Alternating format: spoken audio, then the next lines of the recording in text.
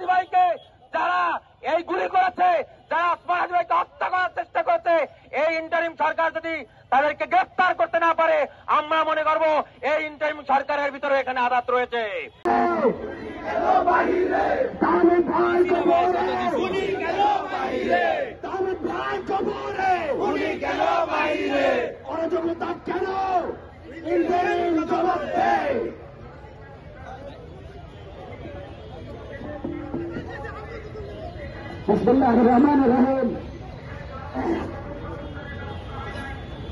আপনারা সেখানে অবগত আছেন, গত 10 দিন রাতে মিরেশ্বরের বাংলাদেশের চট্টগ্রাম জেলা উত্তরের সদস্য গাজী তাহমিদ খানকে নৃশংসভাবে হত্যা করা হয়েছে।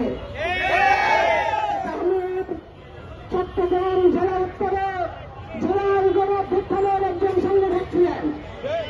5ই আগস্ট পরবর্তী বাংলাদেশে তাহমিদ চাঁদাবাজির বিরুদ্ধে সোচ্চার অবস্থান নিয়েছিলেন। আজকে আমরা দেখছি, আজকে দিনে দুপুরে রাজধানীর প্রাণকেন্দ্র জুড়ে জুলাই আন্দোলনের সারা বাংলাদেশের পরিচিত ইন্দিরা মঞ্চের মুখপাত্র শরীফ ওসমান হাজিকে হত্যার উদ্দেশ্যে প্রশিক্ষিত কিলার দিয়ে তাকে হেডশট করা হয়েছে।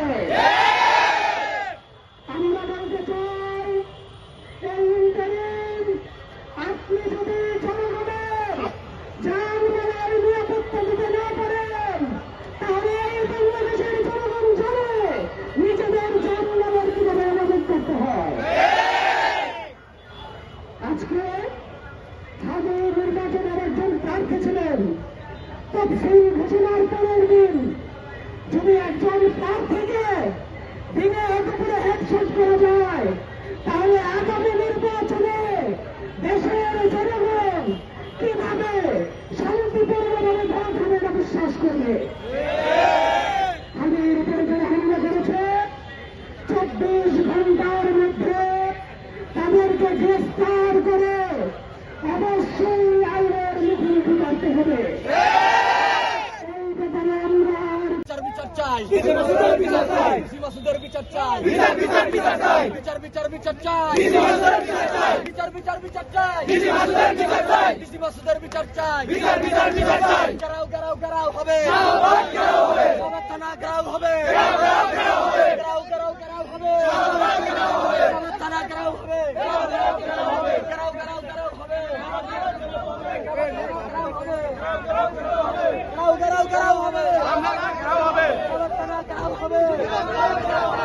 মাসুদের বিচার চাই, বিচার বিচার বিচার চাই, বিচার বিচার বিচার চাই, মাসুদের বিচার চাই, মাসুদের বিচার চাই, বিচার বিচার বিচার চাই, বিচার চাই,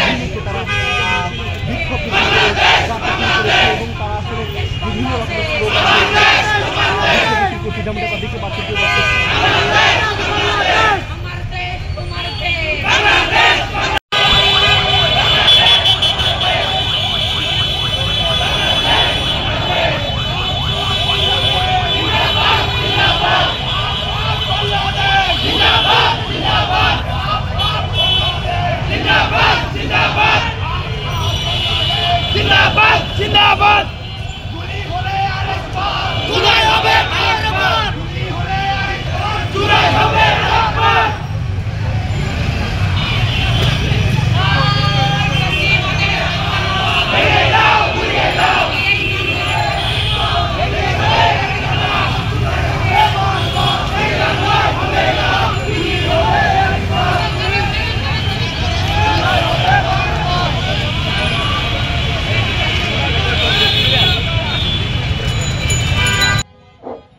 ইনকিলাব ইনকিলাব